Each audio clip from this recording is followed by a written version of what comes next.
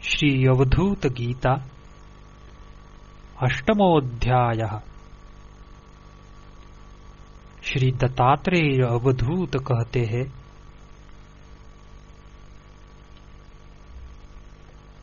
तुम्हारी यात्रा से व्यापकता हत हो गई है, तुम्हारे ध्यान से चित्त की विषयपरता दूर हो गई है। आपकी स्तुति के द्वारा मेरी वाक्परता नष्ट हो गई है, और हे गुरु, मेरे इन तीनों अपराधों को नित्य क्षमा करे।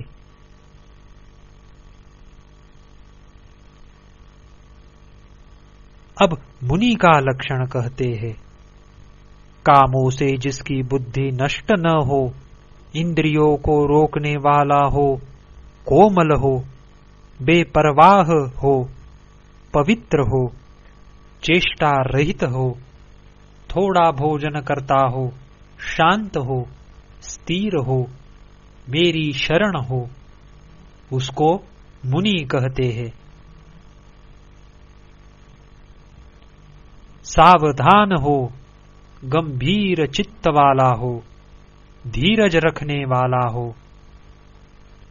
6 गुणों को जिसने जीत लिया हो, अहंकार से अलग हो, मान देने वाला हो, समर्थ हो, सबसे मित्रता रखता हो, दयालु हो, चतुर हो, कृपालु हो, किसी से बैर न करे, सब प्राणियों को सहने वाला हो, सत्य सार वाला हो, शुद्ध चित्त वाला हो, समान हो, सबका उपकार करने वाला हो,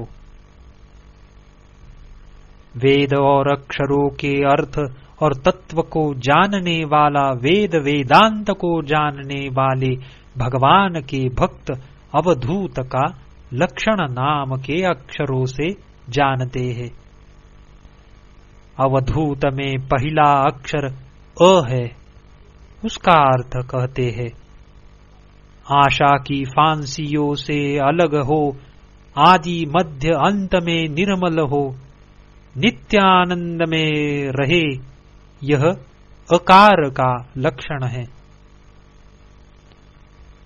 विषय वासना जिसमें है नहीं, कुशल पूर्वक बोलता है जो, वर्तमान है उनमें वर्तता है, यह वकार का लक्षण है।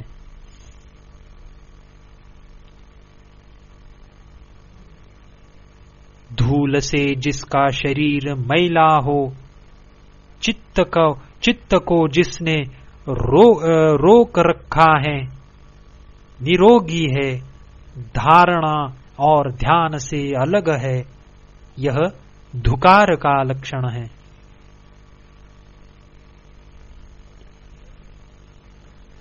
तत्व का जो विचार करता है, चिंता से अलग है, तम और अहंकार से अलग है, यह तकार का लक्षण है। अमृत रूपी भेद रहित मोक्ष स्वरूप अविनाशी आत्मा को छोड़कर खोटा कौवा नरक की ओर जाता है। मन, कर्म, वाणी से मृगनयनी को छोड़ो, न तेरे स्वर्ग है न मोक्ष है, जो तेरे हृदय में आनंद है तो स्त्री का त्याग कर।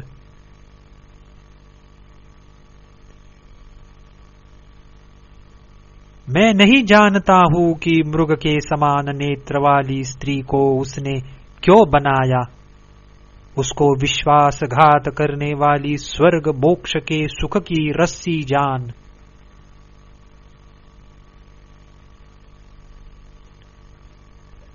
मूत्र और रुधिर की जिसमें दुर्गंध है,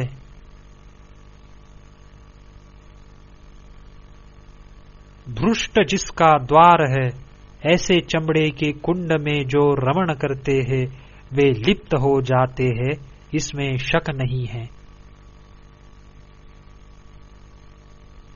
कुटिलता और कपट से भरी हुई, सत्य और शुद्धि वर्जित सब प्राणियों का बंधन रूप स्त्री को किसने बनाया?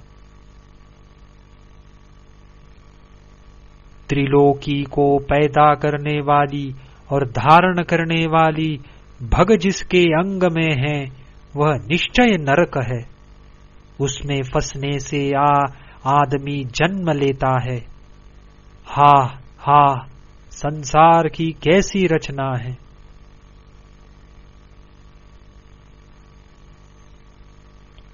मैं जानता हूं कि नारी निश्चय नरक है।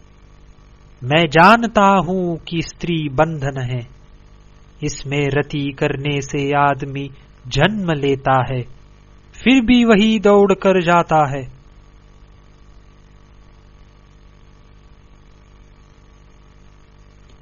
योनि से लेकर कूच तक नरक का समुद्र जानो। जो उसमें रमण करते हैं, वे नरक को कैसे तरते हैं।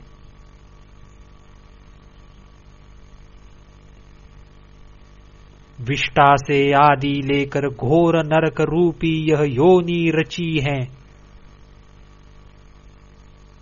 रे चित्त, तो तू क्यों देखता है और वही क्यों दौड़ता है?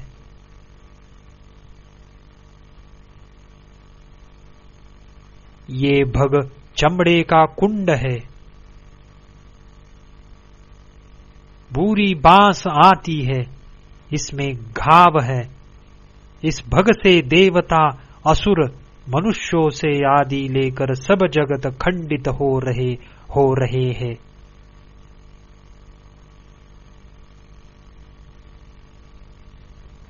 देह रूपी महाघोर समुद्र में रुधिर भरा हुआ है। ऐसी स्त्री को किसने बनाया? नीचे को जिसका छिद्र है, ऐसी योनि को किसने बनाया?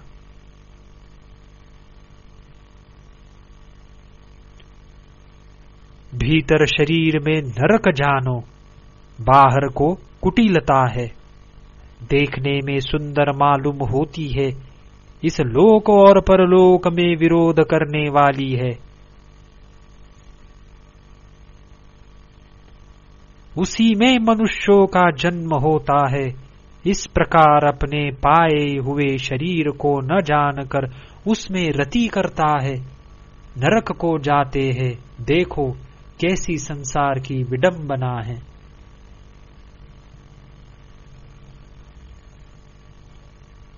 देखने से चित्त को हर लेती है, स्पर्श करने से बल को हरती है, संयोग करने से वीर्य को खींच लेती है।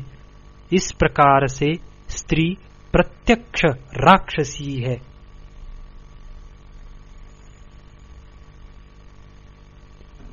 इसमें देवता, असुर और मनुष्य मूर्ख होकर रमण करते हैं।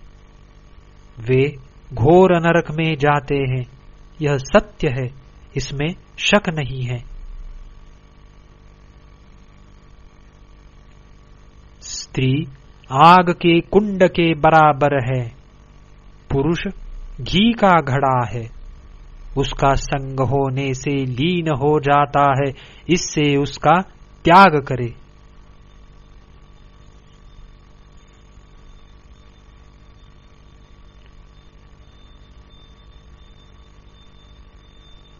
मदिरा पीने में बड़ा पाप है, वैसे ही स्त्री संगम में महापाप है। इससे इन दोनों को छोड़कर मुनि को तत्व में मन लगाना चाहिए। चित्त में खींचा हुआ, धातुओं से बंधा हुआ यह शरीर है। चित्त के नष्ट होने पर धातुओं का नाश हो जाता है। इसीलिए चित्त की चारों ओर से रक्षा करनी चाहिए। चित्त के सावधान होने पर बुद्धि सावधान रहती है। आनंद रूपी दत्तात्रेय अवधूत ने यह बनाई है। जो इसको पढ़ते हैं और सुनते हैं उनका फिर जन्म नहीं होता। इति श्री दत्तात्रेय कृत अवधूत गीतायां स्वामी कार्तिक संवादे स्त्री निराकरण नामाष्टमोऽध्यायः।